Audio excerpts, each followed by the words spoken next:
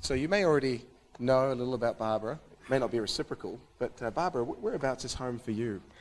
I live about an hour from a little town called Kempsey, which is exactly halfway between Brisbane and Sydney on the east coast of Australia. Nice. And tell us about your family over there.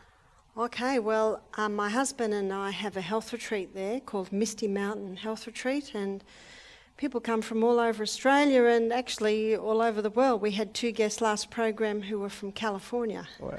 So they've seen the YouTube lectures and come over, so that's quite exciting. We had someone from Saudi Arabia and his wife recently to get help for psoriasis.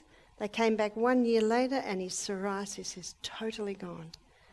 And for 20 years he's been battling that. He was 40 and his specialist said he would never be free of it. So that's just a little insight. You said about my family. My husband Michael and I have been married for 18 years, and when we married I had 6 and he had 2 children. So we have 8 children, and the ages of the children now are 28, 29, 30, 31, 32, 35, 38, 40. And we have 14 grandchildren. Wow, okay. Oh, that's lovely to hear. And a little about your background. You're have a health background yourself, Yes, right? I do. In my 20s, I trained as a psychiatric nurse at North Road Psychiatric Hospital, and then my partner and I went to the hills, and we were hippies. Do you have hippies in New Zealand? Yeah. We back to nature, and that's when I really got interested in health. I didn't want to give my children drugs, and that's when my journey began, I guess, is wanting to treat my children naturally. So little by little I learnt. It's difficult to say where my learning began, but I think my biggest learning curve was my children. Mm-hmm. And one of my children had severe asthma, so that was a big learning curve, that one. The good news is they're all still alive, and they survived the experiments, and they are treating their children the same way they were treated for any little illnesses, and there's a reason for that, and that is that it works. Nice one. Final question. When you're not running seminars or travelling, speaking, what do you like to do in your spare time, Barbara? I love gardening. And I love knitting, and I love sewing, and I love cooking. But I'm passionate about health, so I'm always reading. I've always got a few books in my bag. And some people think I've got a good memory, but I don't have a very good memory. I work on it. So when I do read and I find things that stand out, I underline, write them somewhere else. And I feel a great responsibility to help you become informed with the most recent information that's coming out. So if you've heard my lectures before, you will know there's no two ever the same. So it's very much influenced by what I'm reading and learning at the moment. Fantastic. Well, without further ado, we'll hand it over to you, and thanks so much for being here. Thank you, William. The lecture tonight is we're going to start right at, I think, the most important spot, and that is what is the true cause of disease. You see, I believe that the human body was designed to heal itself, and it will heal itself if you give it the right conditions. Notice that little tiny 2-letter word, if. As a gardener, I know that if I give my plants the right conditions, they will be magnificent. My rose plant will give beautiful roses if I can keep the wallabies away. I've got one rose plant and the wallaby can't get up the top, and the roses are magnificent at the top. Same with the human body. If you give the human body the right conditions, you should get optimum performance. Now, if you're not getting optimum performance out of your body, the other 3-letter word, there's a question here, why? And Newton's third law of motion states that to every action there is an equal and an opposite reaction. There's an old Proverbs 26 verse 2, that states that the curse causeless shall not come. In other words, no problem happens without a cause. There is always a reason. And I believe we all should be private investigators, investigating the cause, because there is always a reason. The 2 main theories in medicine today, I call them the 2 Gs, the germ theory and the gene theory. I'm going to address those theories tonight to see if they are the true cause of disease. We're going to have a look at the germ theory and the gene theory and the true role in the human body. Because I believe everyone should be their own doctor. Because only you know what you feel like, only you know what you've been through, and only you know how your body responds or reacts to different things. Isn't that true? Now, the ladies I'm staying with, when we arrived this afternoon, they said, "We've made you some soup."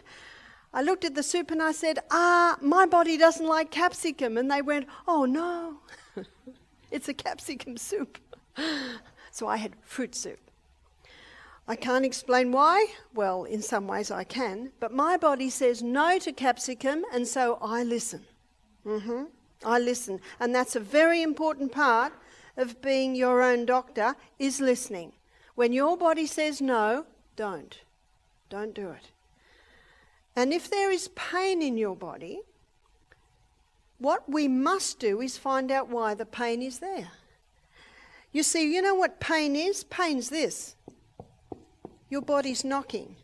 Now, if you don't heed the knock, what happens to the knock? I don't go too loud here or the board might fall over.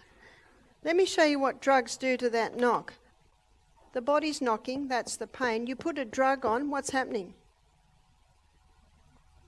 You're still knocking, but you can't hear it. It's like I was in Fiji once at a youth camp, and these girls brought this young man to me. They said, "He's got a sore knee." And I said, "Oh," so my detective hat immediately goes on. "What happened to the knee?"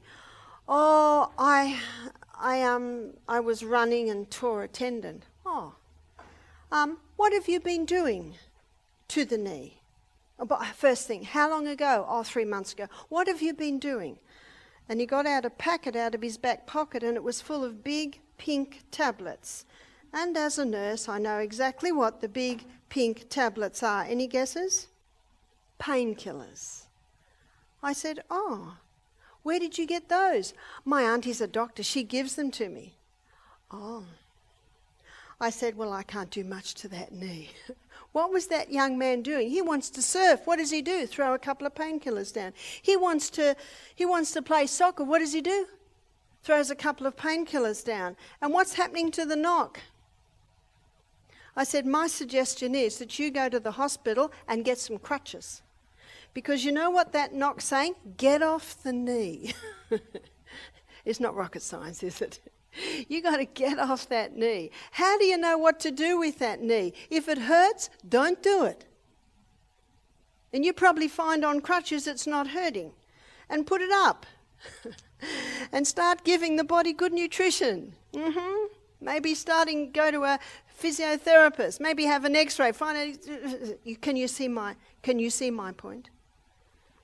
And I'm sorry that his aunt gave him that, because his aunt doesn't realise that every time the knee would usually say, "Don't," he can't hear it. And he's doing things he should never do. And what's happening to the tear is getting bigger and bigger and bigger.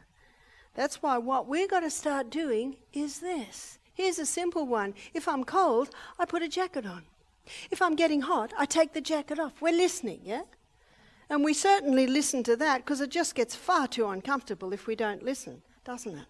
And when we get far too uncomfortable, that's when the body's basically getting a sledgehammer saying, do something. I love teaching people how to be their own doctors, how to listen. So let's have a look, first of all, at the gene theory. 1953, headlines in the newspaper. Secret of life had been discovered. Watson and Crick's, two scientists, have been able to unravel the DNA. What's the DNA? It's the genetic code inside every cell. Now, I've drawn a big circle here, and it's our cell. Now, we've got 100 trillion cells in our body. That's pretty phenomenal, isn't it? There's an amazing psalm in the Bible. It's Psalm 139. And 139, verse 14, it says, I will praise you, for I am fearfully and wonderfully made. Marvellous are thy works, and that my soul knoweth right well. And I always think of that the further inside the human body I go. Now, we are just a bunch of cells, so to understand how the body works, to understand how the body heals, we need to go inside the cell. I call it the CBD, the central business district of the human body, is the inside workings of the cell. And we're going to go right into the nucleus where the DNA is. The DNA is the genetic code that determines your height. I was nearly going to say your size, but only your height, actually. What you eat can often determine your size. Determines the colour of your hair. Some people say, Barbara, you're in your early 60s and you've got no grey hair. Well, sometimes I put my glasses on in the mirror and I see a few. Do you know, my father is 90 this year and he's hardly got any grey hair. My mother died when she was 51. She had no grey hair. There's a bit of genetics there. My husband is white. He's a couple of years younger than me. His mother and father, before they died a few years ago, they were white. Can you see the genetics that's happening there? And if people see a photo of my husband, they say, oh, he's blonde. And I just smile. My husband tells me I'm not allowed to go grey. But it's all in the DNA. 23 chromosomes from our mother, 23 chromosomes from our father. And because I cannot change the colour of my eyes, I cannot change my height, I cannot change the shape of my legs, I cannot change the length of my toes, I cannot change that. And nothing I do will change that. Maybe if I perm it, it'll go curly, or if I straighten it, it'll go straight on the hair, but I cannot change that. And because I cannot change that, often disease is often said to be caused by genetics. But just as I cannot change my height, the colour of my eyes, the colour of my hair, unless of course I dye it, I cannot do that, but I can change the genetic code that has come down regarding my health status. Isn't that good news? My mother died at 51, a cripple, in a wheelchair with rheumatoid arthritis. At 43, she was as me. Genetics loads the gun, ladies and gentlemen, but lifestyle pulls the trigger. And as we go through these lectures, you will see that. So I have strong genes, strong genetic weakness towards rheumatoid arthritis. And every now and then, my body goes like this. And there is a knee that does that. And whenever my body starts to go like that, I do a little bit of adjustment in what I'm doing. I might take some turmeric capsules, which is very strong anti-inflammatory, and the knock goes away. As I stand here, and the last few months, there is absolutely no pain in that knee. But every now and then something might happen and my body goes like this and I'll make a few adjustments and then it'll settle down. Oh, it's so nice to know how to manage what's happening in our body. But can you imagine if I said, oh, it's in my genes, my mother had it, and on Saturday morning I'm going to go to the mind and show you what a powerful part that plays in the health status of our human body. But if I accepted that and said, well, it's just me, it's in my genes, chocolate cake, coffee, tea, all the acid-forming foods, what would happen to my arthritis? It would get bigger and bigger and bigger. Nice to know how to manage things. The man I mentioned from Saudi Arabia who conquered his eczema, his psoriasis, he's managing it. And if he goes off the rails and does everything wrong, what'll probably happen? It'll come back. Time to readjust and get it under control again. A lot of information in the DNA. If you were to put all this information into alphabetical language, it would fill 1,000 books with 1,000 pages and 3,000 letters on each page. That's quite phenomenal. What is the DNA made up of? It's made up of the food we eat. So the outside strands is made up of polysaccharides. And polysaccharides simply means many sugars.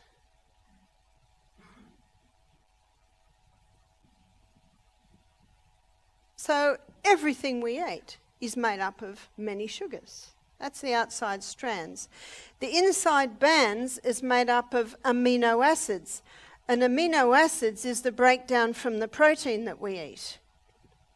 So my protein today was, I had some beans, some cannelloni beans, I've had walnuts, I've had some almonds, Brazils. There's my main amino acids today. Minerals. Minerals glues it all together. So it is minerals that glues these amino acid bands to the polysaccharide outside strands. Where do we get our minerals from? The highest mineral content is found in your vegetables, and of your vegetable kingdom, the highest is your greens. Dark, green, leafy vegetables. Very high in minerals. Hippocrates said, let food be your medicine and medicine be your food. And he didn't know what I've just shown you there. He didn't know that our DNA is made up of the very food that we're eating, the very code, the very blueprint, the very formula that determines how we're remade. And when I look in some supermarket trolleys, I think, how will their DNA ever be made? Have you noticed? In Coffs Harbour, a big town near us, there's quite a few Africans have moved there. And I was in the supermarket one day and I looked in one trolley and it had big tubs of the cheapest ice cream you can buy and huge bottles. I don't know whether you can get 3 kilo Coke bottles, but they look very big. Ooh-wee. Do you know, they come to our country and say, wow, look at the cars, look at the technology. These people must know how to eat. Wrong. Do you know what else we've got that's very big? Hospitals.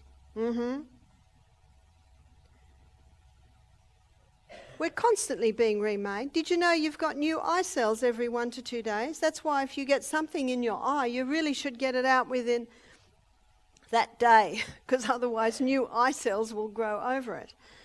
And it also explains why if people have eye surgery, it's usually day surgery. They're usually home in a day or a couple of days. The eyes heal very quickly. The next quickest are the cells that line our gastrointestinal tract. Now, the gastrointestinal tract's a very interesting part of the body because it's not part of the body. What do I mean by that? It's a hollow tube and it's about 8 meters long, and we know where the opening hole is, it's our mouth, and we know where the other one is. And anything that goes into our gastrointestinal tract is not part of you or me until it gets broken down to tiny substances, then absorbed into the blood. Then it becomes part of you and me. The Bible calls the blood the life of the flesh. One writer called the blood the river of life. In fact, no blood into any area in your body, no life. So that's the gastrointestinal tract. And the cells that line it are made every 3 to 5 days. Let's have a look. The lining of our gastrointestinal tract looks like this. And way down here, one writer called that the nursery. So the new cell is made there. It travels up and then away it goes every 3 to 5 days. We've got a new skin every month. Where does the old skin go? Isn't that why we wash our clothes and wash our bodies and wash our sheets and vacuum our floors? And in fact, that's part of the dust that every housewife knows accumulates.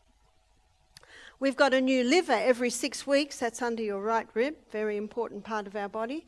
New bones about every 3 months. So we're constantly being remade. I think it takes about 2 years and we've got a totally new body. Isn't that good news? And if you give it the right conditions, your body can get better and stronger and fitter, no matter the age. Did everyone hear that? What I'm going to show you is I'm going to show you how the new cell is made. And we're going to look at how a new gastrointestinal tract cell is made. All the information is in the DNA. In fact, inside every cell of the body, all the information is in every DNA on how to make a whole new body. But we don't want the information in the gastrointestinal tract on how to make a new eye cell or liver cell or bone cell. And so all that information is switched off, and all the information we need is switched on. And a photocopy is made of it. It's called RNA. RNA is a photocopy of all the information. You see, DNA cannot move. It's stuck in there. And so RNA is the photocopy, and it comes down to another section of the cell called ribosome. And ribosome is the little factory where the new cell is made. So RNA comes in, it's got all the information, and in that little factory, the new cell starts to be made. The first brick is laid down. What's the first brick? It's an amino acid. Maybe it's tyrosine. Then the next brick is laid down. What's this brick? This one is maybe phenylalanine. Then the next brick comes down, and that may be methionine. Can you see what's happening here? Every amino acid is like a building block, and it fits into the next one. And the minerals glue them together. And every 3 to 5 days, out pops a new gastrointestinal tract cell. It is the blood that brings the nutrients to the CBD to supply all the nutrients that's needed. And as the old cell breaks down, it is the blood that takes it away. It's an amazing process. Every home should have an anatomy and physiology textbook, amazing book, learning about how your body runs. So what about an irritable bowel syndrome cell? By the way, question. If someone has irritable bowel syndrome cell, and their new cells are made every 3 to 5 days, then they should be healed in, let's be generous and say, 2 weeks. Is that a reasonable statement? I think it's a very reasonable statement. So let's have a look at why they don't heal. Well, let's look first of all at how the new cell is made. And so the information is photocopied, RNA. RNA, the photocopy of all the information, comes down to ribosome, where the new cell is being made, the little factory, the little workshop. And down is laid tyrosine, as it should be. But as the new cell is being put together, a few problems arise. There's a piece of information missing. Cell's not quite sure what to do now. We haven't got the information on what goes next. And there's a rogue cell wandering around. Basically, what I mean is a rogue molecule. And it'll just force its way in here. Doesn't fit very well, but it's going to force its way in. And then the next one, maybe it's phenylalanine, we've actually found it. How does it fit into there? It tries, but can you see it doesn't fit very well? And then we're lacking magnesium, very important mineral that glues it all together. So the next cell is hardly, the next molecule is hardly holding on, and there was another piece missing. So the other rogue cell that is common in the breakdown of chemicals, heavy metals, electromagnetic field excess, these rogue molecules are floating around the body. And every 3 to 5 days, out pops a new irritable bowel syndrome cell. Now, in that very simple illustration, I touched on a few reasons why people aren't healing, not just from irritable bowel syndrome, but from many diseases. You see, if the formula's not right, the new cell cannot be made right. If the blueprint is not right, it's not going to work. Sometimes I will dress make, and I have a recipe, it's a pattern, recipes for the food. I have a pattern, and I can make this skirt without even ever trying it on, put it on, and it'll fit perfectly. Not all patterns are like that. I have a pattern at home, and every time I make a skirt from it, I have to readjust and readjust. I should throw it out. It's just hard to throw something out. If the pattern's not right, it doesn't work. If the formula's not right, it won't work. There are some doctors, nutritionists, naturopaths today who are looking at healing from the DNA up, and doesn't that make a lot of sense? But what I want to do now is I want to have a look at why there's damage in the cell, why there is damage in the DNA. So we'll do a big question mark here. And as we go through the program this week, we will be addressing mineral deficiency. We will be addressing amino acid deficiency. But why is there damage in the DNA? Because if you don't know why, you can never turn it around. 92% of DNA damage, research is showing today, is caused by a mineral deficiency. A mineral deficiency? Surely we are eating better now than we ate 100 years ago. Well, in many areas, yes. But the problem is the soils are deficient. Why are the soils deficient? The soils are deficient because of the way agriculture is done today. You see, traditionally, land was always fed. Let me give you an illustration. Let's say a person had a crop of corn in. The corn would be harvested, and what the farmer often would do, he'd just pick the corn, and then he'd get his tractor, and he would plough up the corn back into the soil. And a lot of the nutrients that are in those stalks from the corn, where do they go? Back into the soil.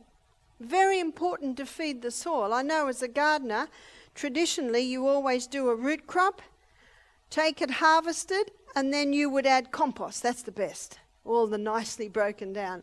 And then the next crop will be a top crop. So you alternate your top and you alternate your root crops because they take different nutrients out of the soil. And in the Bible, there's a formula too. They rested the land every 7 years. So every 7 years the land had a rest. And when it was time to plough up the land again, it was all ploughed up. And it was ploughed several times, so the weeds that were growing there, that's called a green manure crop. Those nutrients went back in. But today, many times the same crop is grown again and again and again. The soils are getting exhausted. And often the farmer puts superphosphate in the soil because it produces show ponies of vegetables. Looks good, but it doesn't taste good. When you eat an apple off a tree, when you eat a strawberry off a strawberry plant, it's pretty amazing, isn't it? Do you know what the flavour is? It's minerals. So when you buy fruits and vegetables that are tasteless, I can just about assure you they're probably mineral-less too. Now, when someone is living on fast foods, we had one lady come here, she said, we do McDonald's one night, Kentucky Fried Chicken the next night, the local takeaway the next night. And very little minerals in fast food. But we have people today who are eating vegetables every day, who are eating fruit every day. But because the soils are deficient, the plants are deficient. Now, superphosphate binds up or it locks calcium. Calcium's called the trucker of all nutrients because when calcium is increased in the soil, all the other minerals piggyback on the back of it. And so the plants are deficient because a lot of the minerals are locked up in that soil. No wonder so many are mineral deficient today. And on top of that, you put something else into the body that's leaching the minerals that are there, stimulants. We've got a nation today who are just about living on the stimulants. They're always tired, so what do they take to get a pick-me-up? Caffeine. Now, caffeine is very effective at leaching calcium and magnesium out of the body. Now, they're two very important minerals.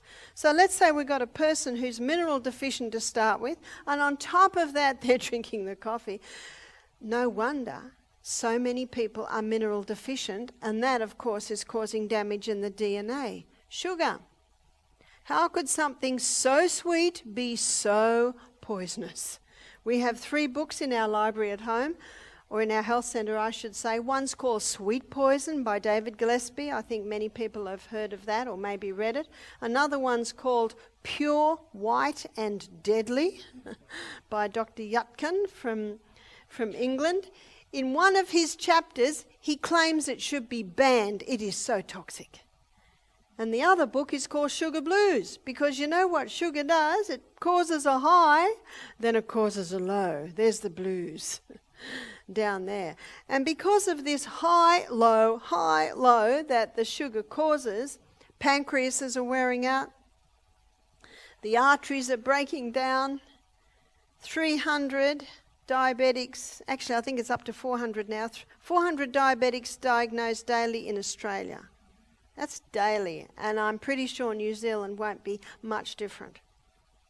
Because I look at your shops, I look in your supermarkets, and yeah, New Zealanders are eating much what Aussies are eating. Many people are sick through ignorance. Many people do not realise what these foods are doing to them. Another is tobacco. 4,000 chemicals in one cigarette. Whew. We had a lady just last week. She was coming off 30 cigarettes. No, she was coming off a packet of cigarettes a day for 30 years. And it was the first time she'd stopped. At the end of the week, she said, I can't believe I'm not suffering more. Why aren't I suffering more? I said, well, you've done a couple of days on juices. You're having the steam sauna every afternoon, diving into the mountain stream, back into the steam bath. You're sweating out a lot of the poisons. And when you sweat out those poisons, they're not in your body for your body to have to withdraw from as much. She was excited. She said, I just watched my mother die from lung cancer, and I made her a promise on her deathbed that I would stop smoking. I said to her, how do you think you'll go? She said, well, I'm going to give it my best shot. I said, great. That's good. It's nasty stuff. Many die from not only the lung diseases, but many associated diseases that can be linked with tobacco. Alcohol's a neurotoxin. It's a brain poison. There is no safe dose of this. Now, that statement I just said, there is no safe dose of alcohol, the health department in Australia have issued that warning. No safe dose of it. It's a neurotoxin. It should never enter the human body. But what we're looking at now is causing DNA damage. Children are being born today with holes in the honeycomb shape around the lungs from smoking parents. Children can develop emphysema when they're getting into even their 30s, never having smoked just because of the weakened lungs from their parents. We're getting children born today with fetal alcohol syndrome. This just isn't parents drinking, or the mother, drinking alcohol in pregnancy, though that is dangerous. This is the DNA that both parents have given their children. What's also causing damage in the DNA is chemicals. It is estimated that we are introduced to 30,000 every year. You have no say over your neighbour's house, but you have total say over your little castle. Tomorrow morning, have a good look in your laundry cupboard. Many people are poisoning themselves with what they are doing their cleaning with. We had a lady last program. She was 45, and one of the guests said to her, are you coming off cigarettes? Because she had a terrible cough. She's never smoked in her life. She's a cleaner. So she's breathing in the chemical fumes the whole time. So part of the program I set up for her when she left us was no more chemicals. She said, what if I wear a mask? I said, the sound of that chest, I don't like to predict what it'll be like in a few more years if you don't do something. You know, if you don't turn the tap off, you're still going to be mopping up in the other corner. If you don't find the cause, you will never have a cure. There are some things that must stop if you're looking for optimum performance. Be careful on what you're cleaning your teeth with, washing your hair with, washing your clothes with, even the fibres on your clothes. Be careful of that, because your skin has millions of little holes in it, and whatever touches it, it absorbs. So be careful of those chemicals. There's a little book, I'm sure you're familiar with it, called Chemical Maze. And that little book will show you what all those numbers mean on the foods you eat. Electromagnetic field excess.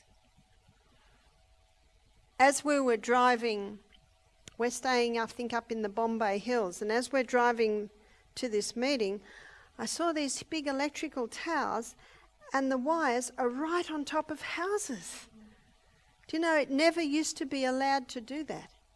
But we had a lady, she sent me her book that she's written.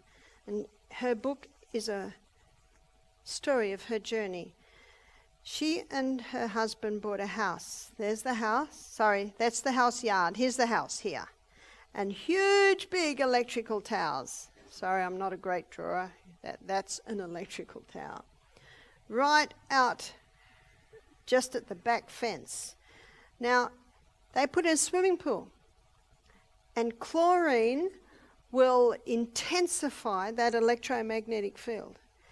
Plus, at the same time, she's landscaping, beautiful landscaping all around the pool, and a lot of the mulch she used was a bit moulding. Can you see what's happening here? We've got this. In fact, there's about 500 times the electromagnetic field underneath those towers more than is usually coming off the planet, because we are electrical people, and one of the biggest electromagnetic fields is coming from the sun, but it's not a problem unless we're out there too much. I'm talking about the excess. Now, none of her family got problems, but she did, because they're just there at night. And they were a little bit more away. You don't have to go far away and you get an incredible drop. But she's out there. Unbeknownst to her, the chlorine in the pool is intensifying. The mouldy mulch, what was happening with this woman is she was getting a chemical, an electromagnetic field, which you can class basically as chemical, and the mold, you can also class them as chemical, building up in her body. At the age of 50, her stomach started to swell, her breast started to release fluid, and if she went anywhere near a mobile phone, she'd begin to dry reach. She had to move out of the house. No doctor would acknowledge her problem. So why can I go near a mobile phone and not start dry reaching, but she would? She was full of poisons. And every time one more drop went in, what's happening to her? She's getting spillage. Whereas maybe my poison electromagnetic, maybe I'm there. So if one more drop comes into me, I don't get an overflow. So you see, I don't get a reaction. So what did this woman do? She had to go to a place where she had no exposure to an electromagnetic field. She had to go on a very, very strict diet of organic foods. And she had to go through detoxes, so she eventually got her level down so she could basically function in society. None of her family had the problem. Remember, they weren't in the backyard all day. They didn't have that close exposure. So if you are in a house under electromagnetic fields, what is my advice? My advice is to move. So can you see what's happening in a lot of the time? It's a build-up. A little bit of this and a little bit of that. Now, it's surprising how much it drops when you just come even a foot or two away. Let's say you've got a electric clock, and it's right sitting there and you're sleeping here. You just move it 2 foot to the other side of the table and you get a 3/4 drop in the exposure that you're having. We're in a technological age today. I think it's impossible to totally eliminate, but be very mindful of the danger of overexposure, being very close to it. But also the refreshing thought that you don't have to go far away from it and you can get quite a big drop from it. In many houses, you've got the meter box. So if you've got a meter box there and your bed is there, my suggestion is move the bed. Because we spend a lot of time in that bed, don't we? Third of our life we're sleeping. So put the bed on the other side and put a cupboard there.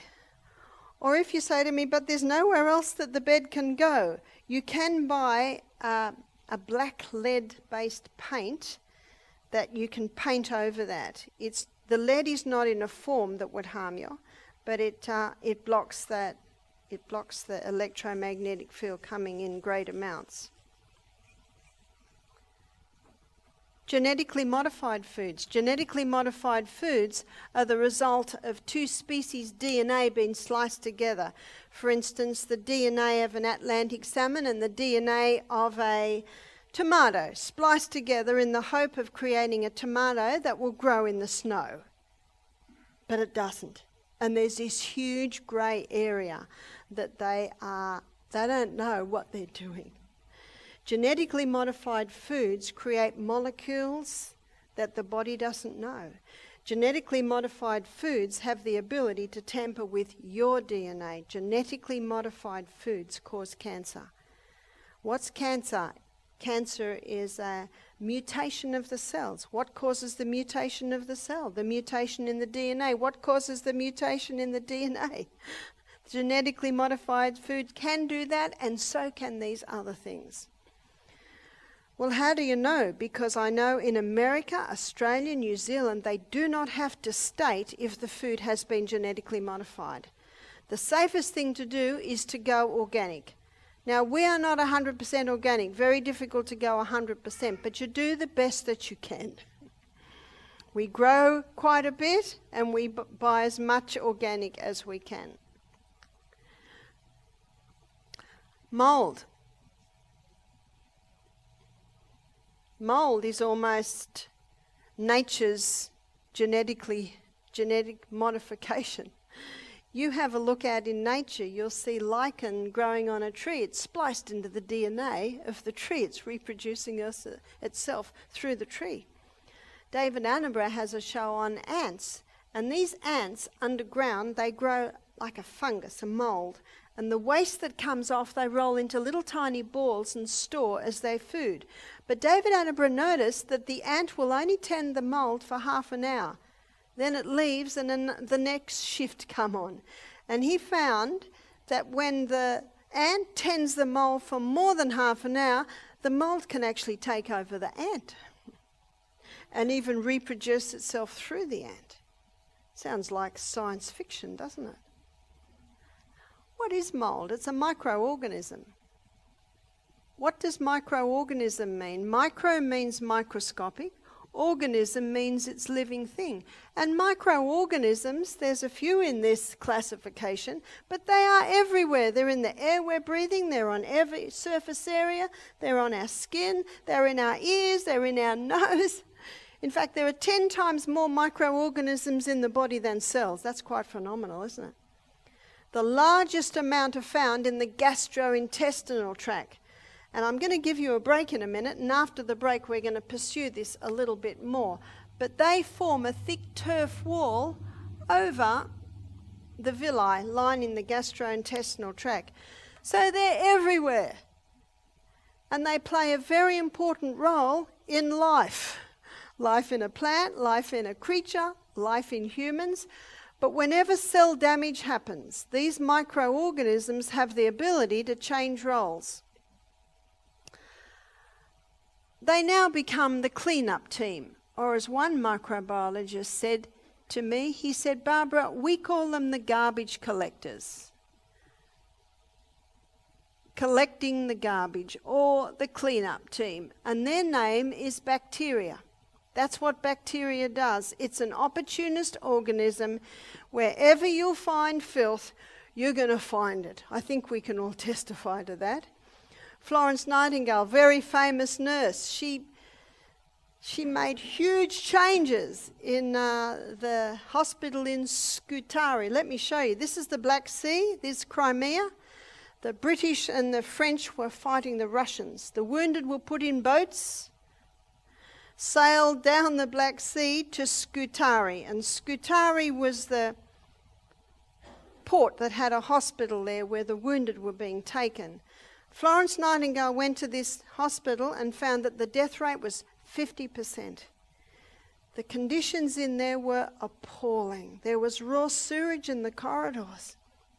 The doctors didn't wash their hands between operations. And the doctors said to Florence and her nurses, "You're not coming in here, this is men's business." But she sent a telegram to her father, who is a wealthy Englishman, and said, "Father, I want a shipload of clean mattresses, clean linen, clean bedclothes, clean bandages, and a cook." Because the food, you couldn't even call it food. Well, 2 weeks later, another shipload of wounded sailed in, and the hospital was already overflowing, so the doctors said to Florence, "All right, you can come in." And the first thing Florence did was she started to scrub. She scrubbed and she cleaned and she scrubbed and she cleaned. And finally, the boat came from England with the supplies. 6 months. In 6 months, the death rate went from 50% to 2%.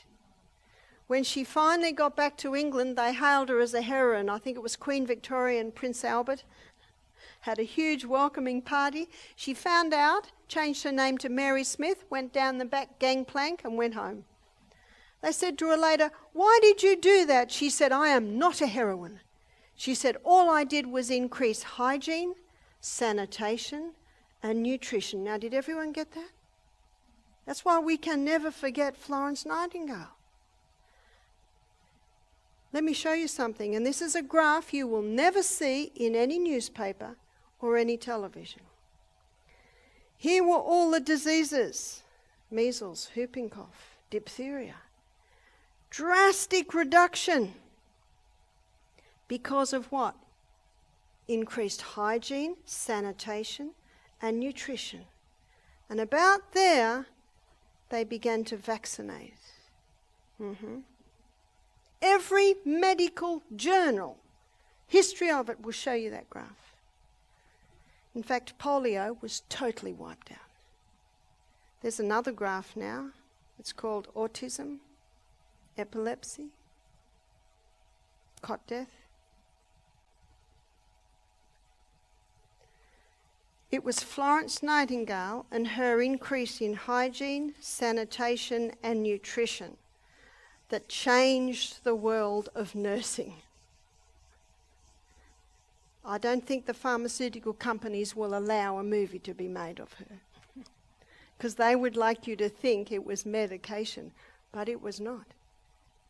When Florence Nightingale read of Louis Pasteur's theory that germs cause disease, she said, "This is the theory of a man of a very unstable mind. And anyone who believes it is equally unstable because it defies reason. These microbes are everywhere. As the environment changes, now we get the exterminators." What's their name? Their name is yeast and fungus. That's what they do. That's their role on the planet. As the environment changes, now we get the undertakers. What do undertakers do? They take away dead things. What's their name? That's the mould. And it's not long after the mould stage that the matter is brought back to dust. What does the preacher say at the funeral? Ashes to ashes, dust to dust. What's he referring to? He's referring to what's about to take place in that coffin. The matter will be brought back to dust. What I have drawn for you here is the carbon cycle. It's the cycle of life. And a basic law of science states that nothing is created and nothing is destroyed. It just changes form. These are the players in the cycle of life. These are the performers in the cycle of life. And the preacher's referring to Genesis 3:19, where the Bible says, we come from dust, we go back to dust, we're dust. And in Psalm 103, the Bible says, where about God, he says, he knows our frame, he remembers that we are dust. Very precious dust. It's the cycle of life. And there are many eminent physicians, professors, scientists who do not agree with Pasteur's theory. It defies reasons. You see, germs don't cause disease. They're the result of unhealthful conditions. What Florence Nightingale did in that hospital was she turned the tap off. There was nothing for these guys to eat.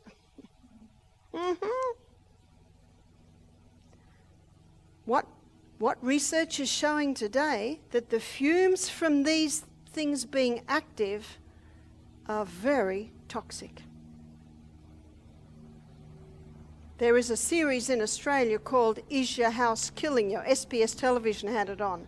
2 DVDs, 7 shows. And nearly every show, the people are sick because there's mold in their house. This stuff's toxic. In fact, the Bible says if there's mold in the house has to be destroyed. It says picked up, taken out to an unclean place outside the city. In Australia, we call it the tip. And I want to have a look at their true role in the body, which I guess we have touched on. They're the players in the cycle of life. And when everything's running well in the body, they play a very important role in the running of the human body. Now, at the time of Pasteur, there was a 6 times professor. His name's Antoine Beauchamp.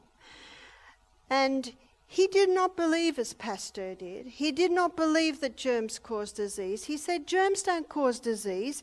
He said they're the result of unhealthful conditions. And what he did one day, he got a dead cat. He wrapped it in an airtight container, and 4 months later he came back. When he opened the container, he saw dust. We're not surprised. Maybe a few bones.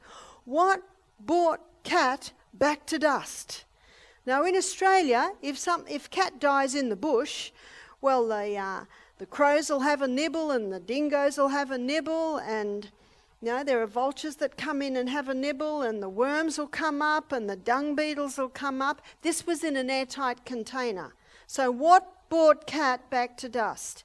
It was the microorganisms that were an integral part of living, running cat, and death is the organisms is the ultimate self-damage. Basically, the microbes now took off their suit of clothes and put on their rubber gloves and aprons and became the garbage collectors. As the environment changes, the exterminators. As the environment changes, now the undertakers, until eventually cat is now dust. With great excitement, Antoine Beauchamp put the dust underneath the microscope. It was alive with microorganisms. Remember that law of science? Nothing is created and nothing's destroyed. They'd performed their role of bringing matter back to dust, and now they're in the dust waiting for their next job. You think about it, if it wasn't for these microorganisms, there'd be so much rubbish on the planet, we wouldn't be able to walk on the planet. But they give off some pretty bad fumes, don't they? We can smell it. And what does that bad smell do to us? Remember, we're the doctor. It says, keep away. Keep away. It's like I was staying at a house when I was giving meetings in Queensland. And I looked at the little granny flat I was staying with, big open windows, tile floor, nice bed. Open window. I thought, good, I'll have a good sleep there. After the lecture, I went home, laid down. My breath was getting caught. I thought, what is it?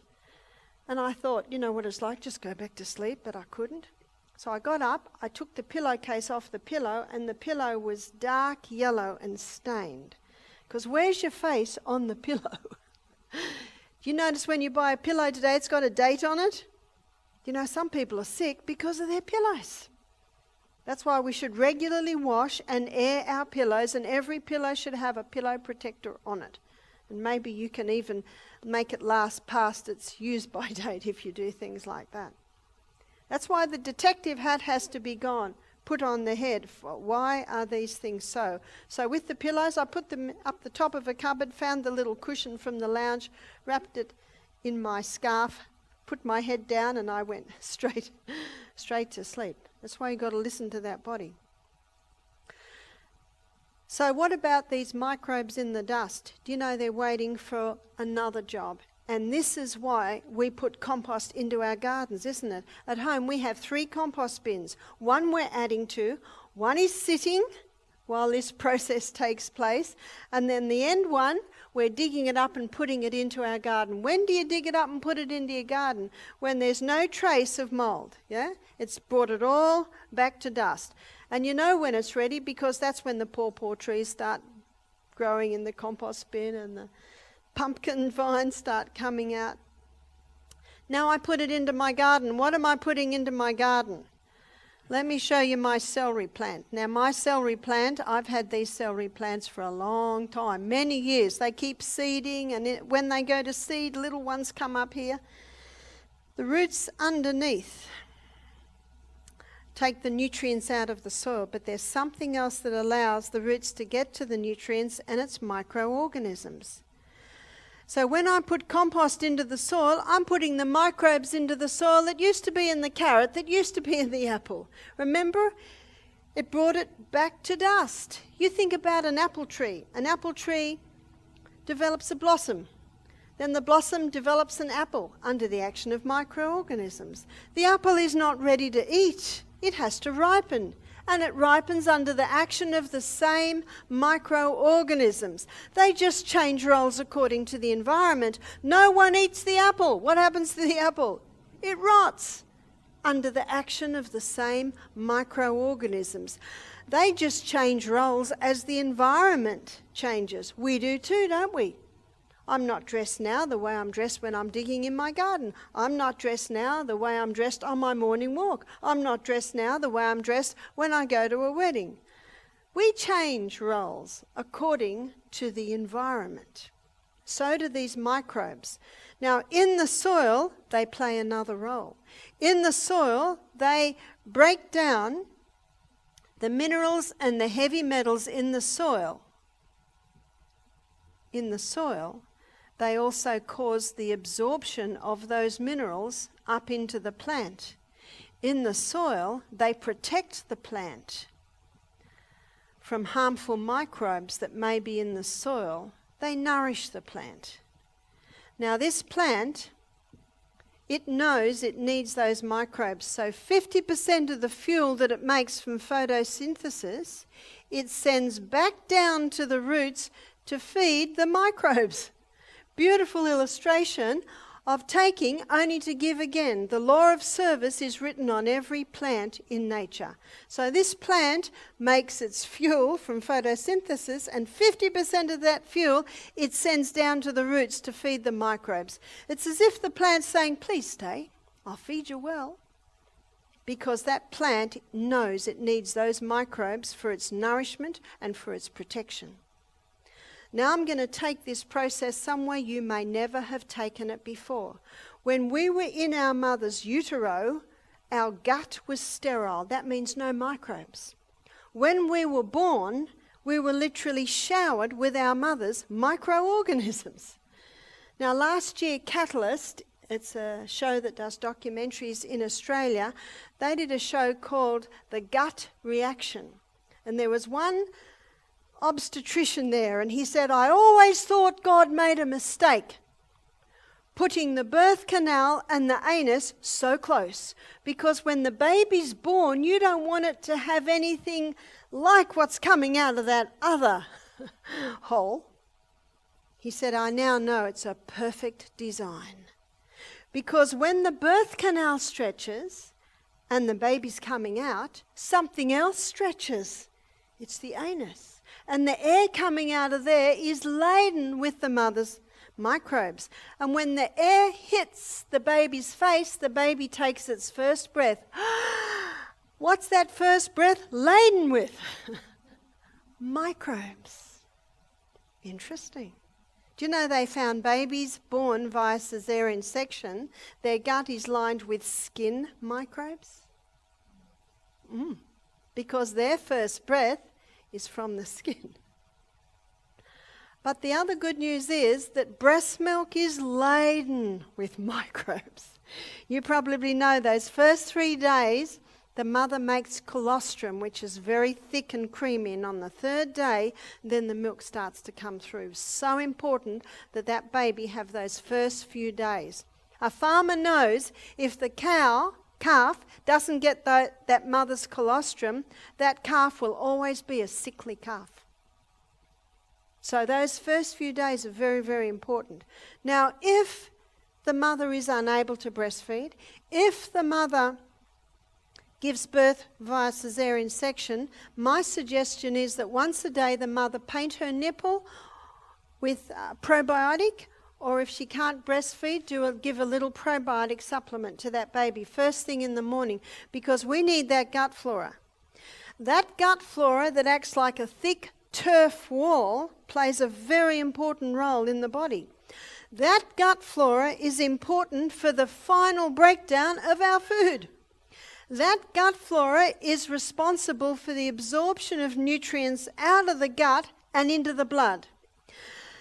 That thick turf wall is very important in protecting our blood from any harmful microbes that may be in our gut. That thick turf wall feeds these little cells that line our gastrointestinal tract. That's where they play the nourishment role. Hippocrates said all disease begins in the gut. Now you picture this. Mothers had antibiotics, which kills off some of the good gut flora. Baby's born, now baby has a compromised gut flora. What else compromises gut flora is cortisone, statin drugs, antibiotics, even ibuprofen, Nurofen, pain-killing drugs. They all eat away at the gut flora. Baby's now born with a compromised gut flora. Baby's given altered cow's milk, warmed up in a microwave in a plastic bottle, more chemicals coming in. Baby's vaccinated. Another blow to the lining of the gut. 4 months, baby started to be given food, hasn't even got teeth. Another misconception. Then the second vaccine comes through. Do you know that's often when the babies go down? One lady said to me, the lights went out in my baby's eyes after the 4-month vaccination. But some babies don't seem to react. Are they the babies with the strong gut flora? Are they the babies that are getting all the right environment, the breast milk? Can you see that? And often that vaccine is just the final thread on a whole lot of other little threads. One of the things that's very effective at wiping the gut flora is antibiotics. Look at the name. Anti means against, biotic means life. What are antibiotics? Alexander Fleming, 1929. He's growing bacteria in flasks in his laboratory. He comes in one morning and they're all dead. Now he knew Newton's third law of motion: to every action there is an equal and an opposite reaction. Why is my bacteria dead? He looked in the laboratory, nothing there to indicate that it could have hurt it. He looked outside, no. He looked as the sun came in and he saw a dust coming in his window, and he looked for the source. In the next story there was an open window and there was a plate of fruit and there was a mouldy orange. Do you remember it from school days? Now that mouldy orange gives off a dust. And in that dust is its spore, but in that dust is a highly toxic gas designed to kill off anything that would compete with the mole's food source. It's almost as if the mole says, this is my orange, no one else is going to get it. I'm going to give off a toxic gas to kill anything that might try and get my orange. What might that be? Other bacteria, yeast, fungus. So that dust came in the window, settled on Alexander Fleming's bacteria and killed it. Alexander Fleming called the mould penicillium, and he called the mould waste, which is more toxic than the mould, penicillic acid. Now that penicillic acid is the penicillin we know today. Penicillin has saved the lives of millions, granted, but we've got a problem today. It's the overuse of the antibiotic and the inability of the physician to inquire, why are these things getting out of control in the body? The human body can cope with about 2 courses in a lifetime. Got that? 2 courses in a lifetime. One lady said to me, my daughter had 26 courses in the first year of life. Oh, that hurt to hear that. I wonder if that little one's gut will ever recover. There's a big push in medicine today to reduce antibiotic consumption. Have you noticed? I raised 8 children without antibiotics and they're all still alive. And some of them had colds, some of them had bronchitis. What would I do? I'd wrap garlic on their feet and put charcoal poultices on their chest and let it take its course. And they all recovered. I'm not against antibiotics, but they should only be kept for life-saving. And you know what's happening today?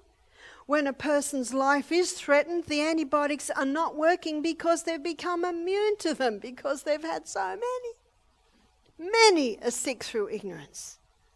We've had many people come to our health retreat with sinus problems. And one lady said, well, every time I start blowing out green, I go to the doctor and he gives me antibiotics. Do you know what that is? Do you know what that green is? It's a knock. What do the antibiotics do? Silence it.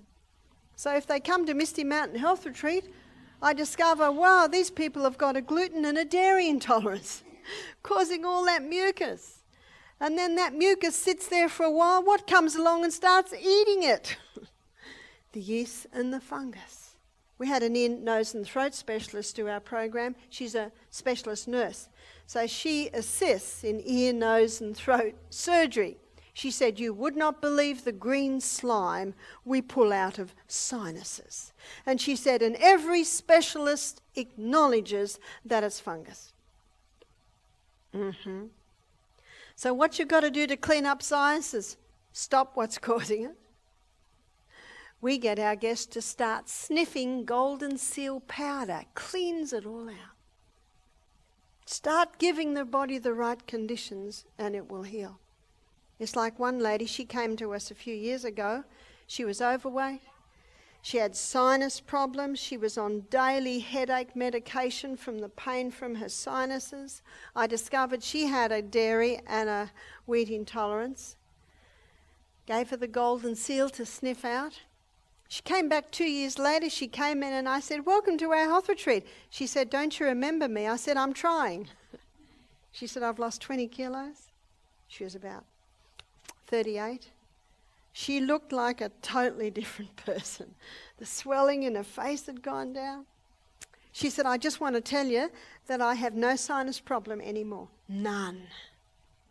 I never take a headache tablet anymore. She said, my mother was so worried about me because I've lost all this weight. She insisted I go to the doctor. The doctor said, that's the best blood slide I've ever seen. Everything was working well. Is it that simple? What about irritable bowel syndrome? Well, on these little areas here where there's no gut flora, there are 3 foods that are like kerosene to a fire when someone has an irritated colon. One is refined sugar, the other is dairy, and the other is wheat. Later in the week, we're going to be looking at the hybridized wheat. One lady said, but God made wheat good. I said, he did. But the wheat today is not the wheat that God made. In the 50s, it was hybridized. And there is a herb. There are actually 2 herbs that are a little bit slimy, and they coat, soothe, and heal the lining of the gut.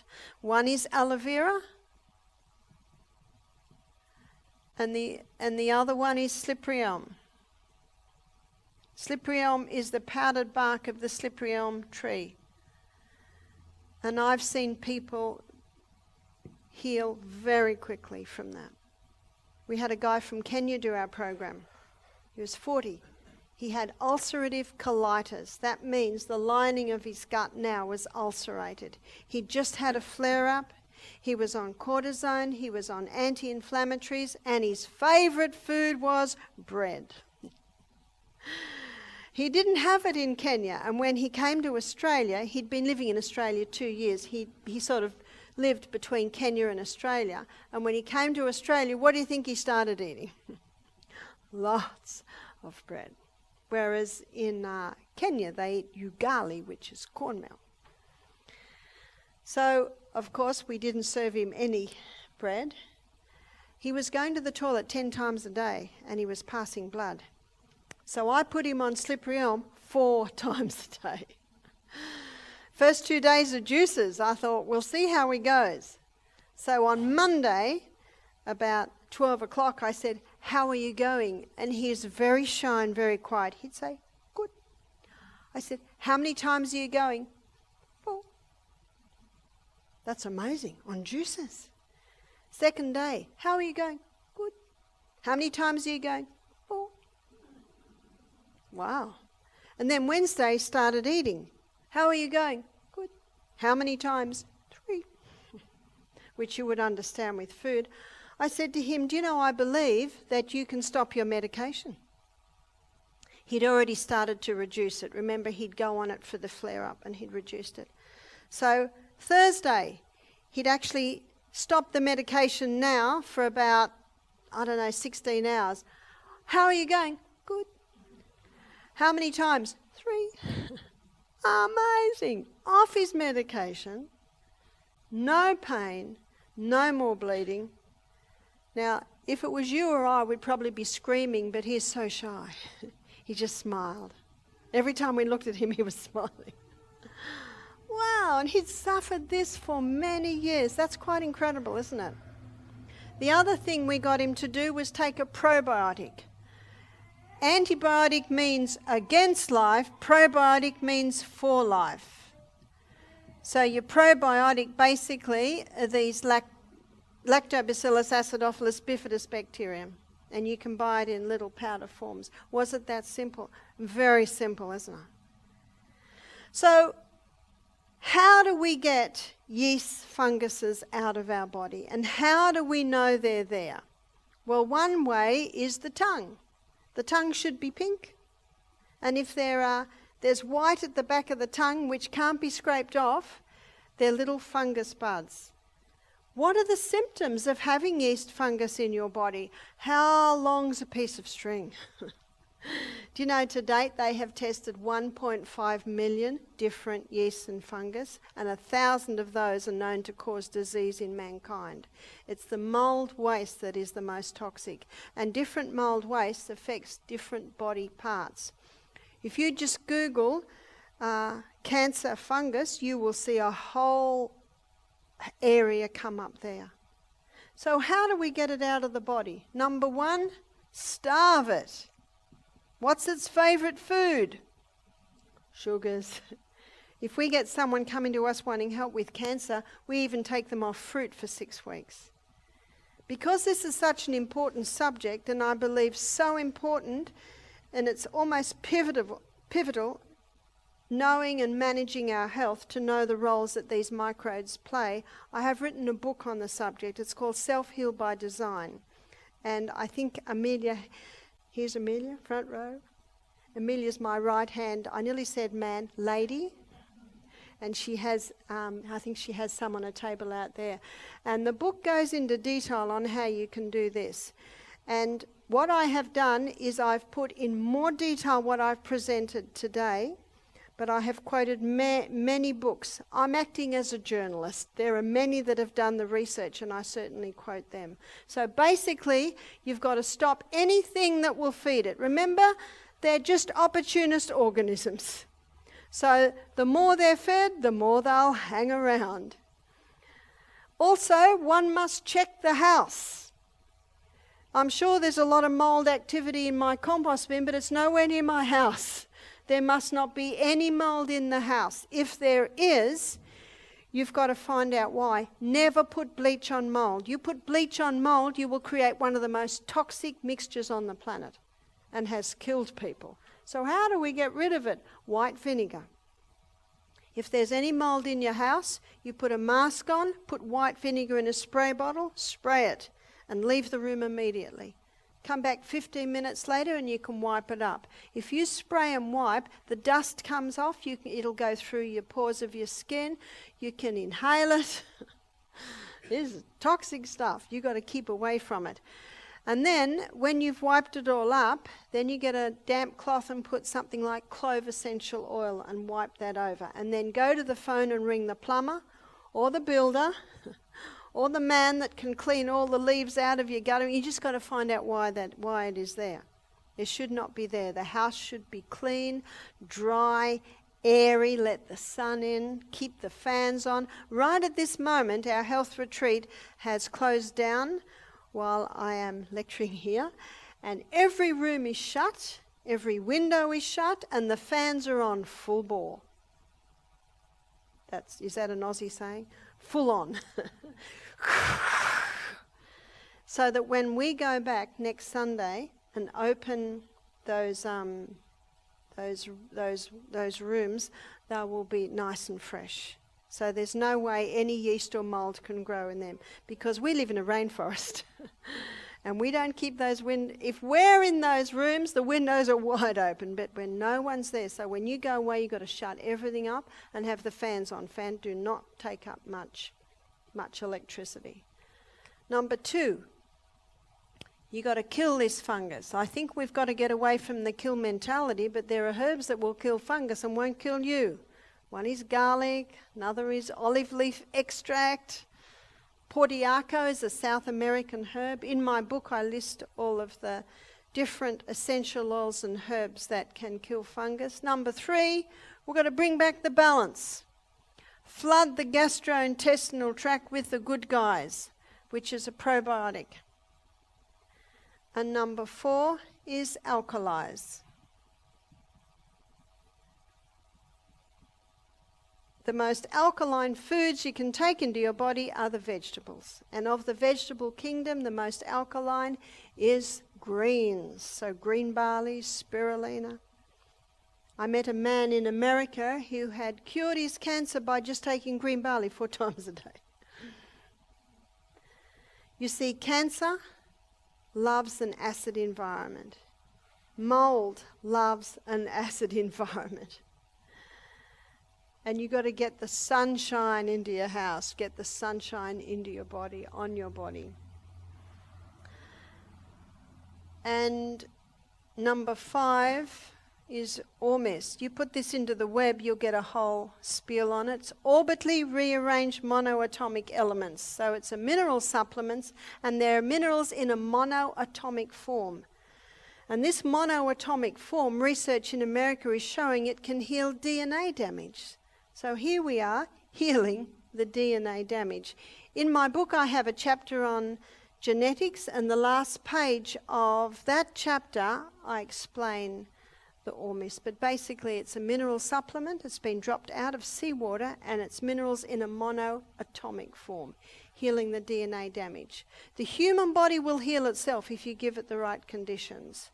And these are the conditions that the body needs to be able to get rid of any build-up yeast or fungus that may be in the body. We've had some very remarkable turnarounds from cancer at our health retreat. We had one man come, I think it was 2 years ago now. He was Lebanese. He and his family own a huge strawberry farm in Melbourne, right down the bottom of Australia. He did not really want to come to our health retreat, but his wife and his daughter were very keen. His daughter was about 30. So he did the whole program, and we did some specific treatments helping to alkalize, gave him the herbs. He heard all the lectures and he sort of half listened. And then he went home and he rang me up 4 months later, very excited. He had prostate cancer. He said, "I've just been to the doctor and tested and I'm clear." Now he's interested. He was very blessed to have a wife and a daughter, because when he went home, they just did it. They made the food. I know what my husband's like. He's so busy all day that whatever I give him, he'll eat. Maybe not too much garlic. So that's why it's good to win over the cook in the home. And I do know some men cook, but my husband's not interested at all in cooking. But I don't mind, because I love cooking. When you give the body the right conditions, healing takes place. That's the good news. I believe God meant it to be simple, and I'm so glad it is simple. Now, before we close, I do have time just for a couple of questions. Does anyone have a question? The other thing too I will say about questions is from tomorrow on we're going to have a question box. And so if you do have a question... Oh, what a fantastic team that is here. They've already got it.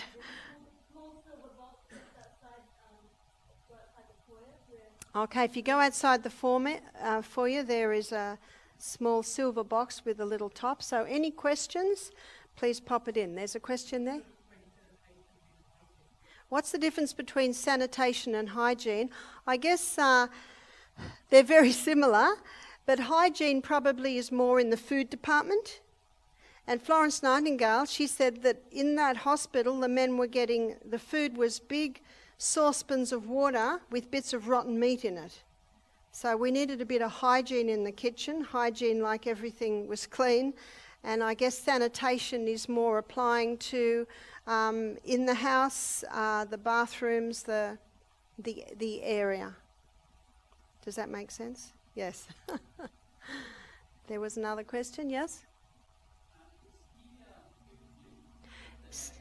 Yeah, stevia is a natural sweetener. We used to have a plant stevia, and after a meal, my grandchildren would say, Nana, can we have a sweet leaf? I don't know if you've ever tasted a stevia leaf. It's incredibly sweet. And you can buy it as a powder, and it is something like 20 times stronger than sugar. You only need the tiniest little bit. So the question is, stevia is an excellent sweetener.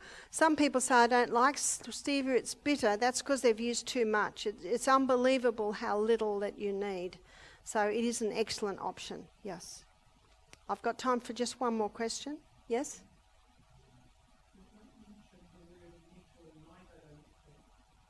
Meat or night? Meat. Yes. I will be covering that later in the week. I don't know if you're familiar with the China study. Dr. Colin Campbell wrote an excellent book to the China study, and he shows very clearly in there that when meat breaks down, it creates a very acid environment in the body and can feed cancer cells. He said that he could switch cancer on and off like a switch in his research, depending how much meat and meat products because he was doing it on rats. And the book's called The China Study because in China there is an excellent ground for research because all the country Chinese are eating traditionally, and all the city Chinese are eating what Time magazine called the meat sweet diet, which is high sugar, high meat, and how the country Chinese, cancer hardly known of, and yet the city Chinese, the cancer rates are up to the Western countries. So thank you for your attention tonight, ladies and gentlemen. Do you know tomorrow night's meeting? Okay, tomorrow night is diabetes. Now, tonight we'll be looking a little bit more detail at food. So if you have diabetes, this is an excellent meeting for you. If you don't have diabetes, this is an excellent meeting for you because you will never get diabetes. And the good news is it's totally conquerable. So I look forward to seeing you tomorrow night.